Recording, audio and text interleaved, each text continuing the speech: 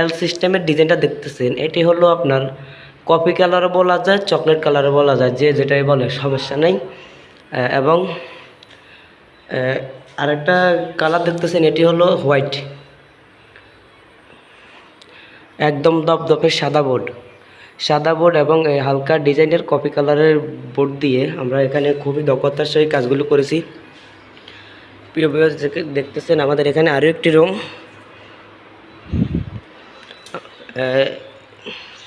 আমরা এখানে প্রায় 6টি রুমের কাজ করেছি, সবগুলা সেম ডিজাইন সেম কালার।